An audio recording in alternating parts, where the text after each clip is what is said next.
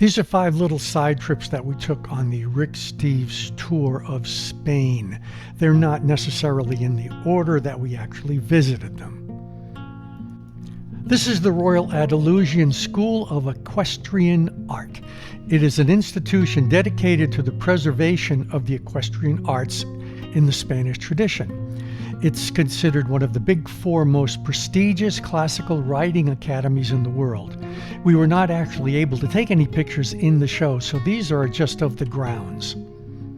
They have a lot of these storks just roaming around the area, picking up the little horse droppings that happen to have straw in them. I'm sure this guy's figuring, how come I get to do this job and my brother without the college education is delivering babies?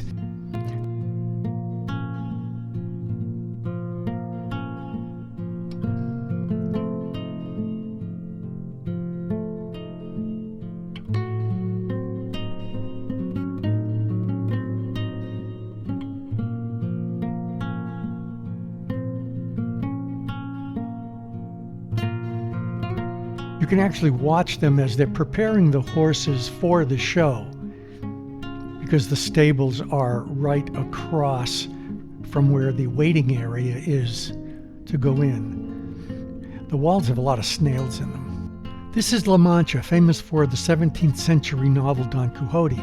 We were here once before and went into the wine caves underneath the building, but we only had lunch here on this trip.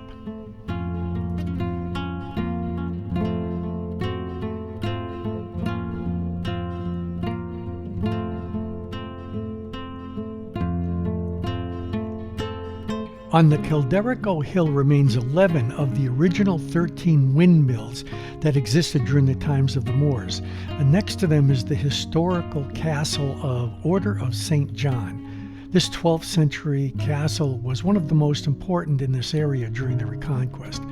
The town below, where you can probably assume everyone that worked at the mills was from, is Consuegra, and I was told it's one of the nicest towns in the province of Toledo. However, we didn't actually get a chance to go there. The town is from Roman times and has numerous examples of medieval art. There was a procession going on, being as it was Holy Week, and we could actually see a little bit of it, and we definitely could hear it from the mills. But the most interesting site in this area still remains the Calderico Hill, where these windmills are located. 4 of the 13 mills are in good condition, but one that has the best survived is the Sancho windmill, which still has its original mechanism from the 16th century. This is the Consuegra Castle. This fortress began to be built in the middle of the 9th century during the Moorish conquest, with its construction actually being completed in the middle of the 13th century by the Knights of the Order of St. John of Jerusalem. There's been over 350 years of uninterrupted construction, and there are now actually 3 different castles that can be visited in this single building. This is a farmhouse that we actually spent a night in. Unfortunately, I don't remember the name of the owners of the farm, but it was quite a nice, relaxing, out-of-the-way place if you like that sort of thing. However, it is also one of the few out-of-way places that actually had a pool, even though there was no water in it. Not a whole lot to say about it, but it was nice.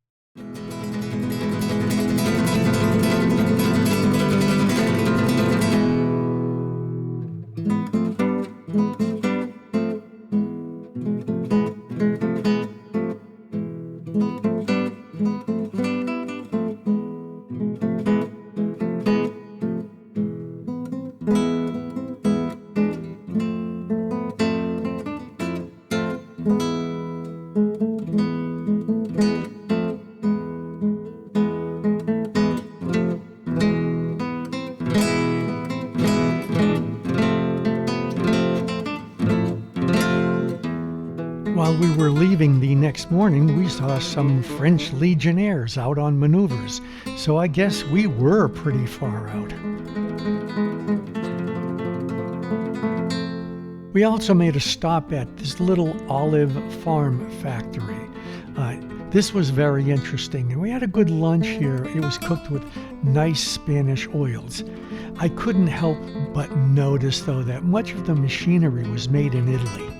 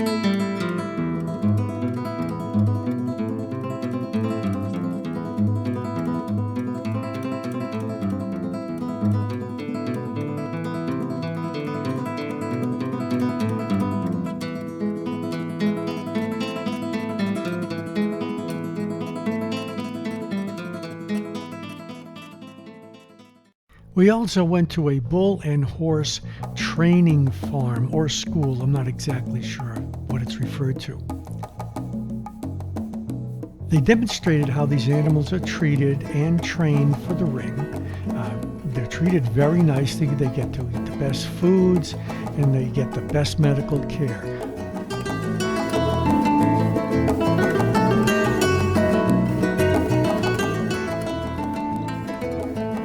The school is owned by a famous bullfighter who somehow, even though he's in his 30s, manages to fit into those skinny little costumes that they wear.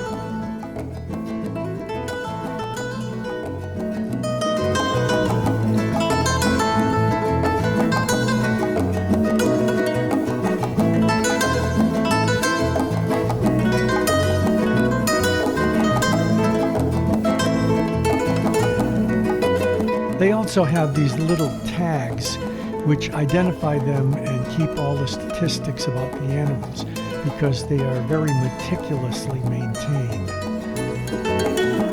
I have no idea why some have numbers shaved on their sides. They told us, but I don't remember. Either way, both these horses and these bulls are very majestic looking when you are up close.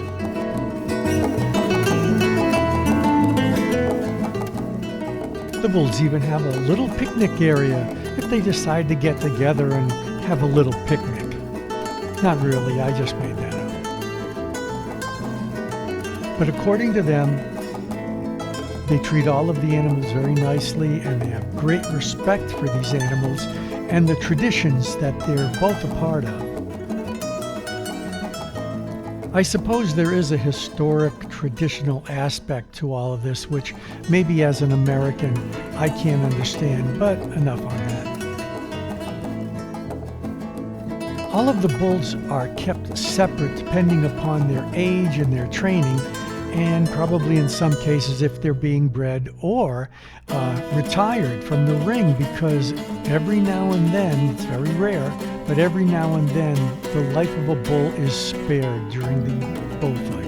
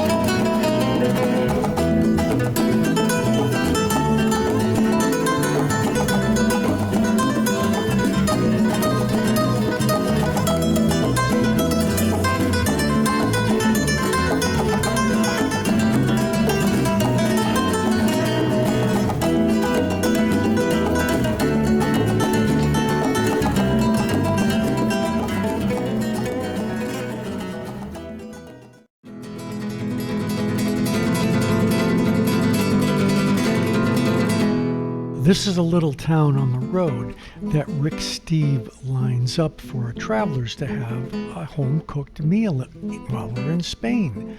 These ladies bring his people into their homes and cook an absolutely amazing and way too much meal. They show us their homes, they tell us a little about themselves. It was really nice and really very different.